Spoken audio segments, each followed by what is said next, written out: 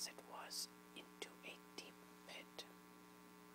Then the husband, bidding farewell to all his friends, stretched himself upon another bier, upon which were laid 7 little loaves of bread and a pitcher of water.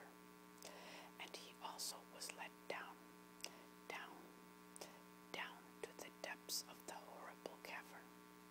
And then a stone was laid over the opening, and the melancholy company wended its way back to the city.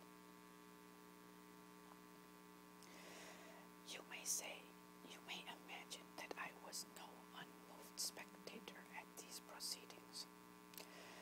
To all the others it was a thing to which they had been accustomed from their youth up, but I was so horrified that I could not help telling the king how it struck me.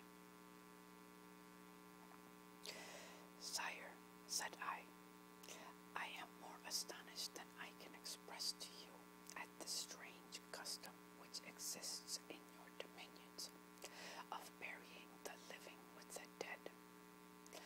In all my travels I have never before met with so cruel and horrible a law."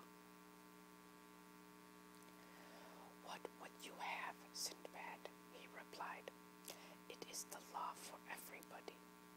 I myself should be buried with the queen if she were the first to die." "But your majesty," said I, "dare I ask if this law applies to foreigners also?" "Why, yes," replied the king, smiling, in what I could but consider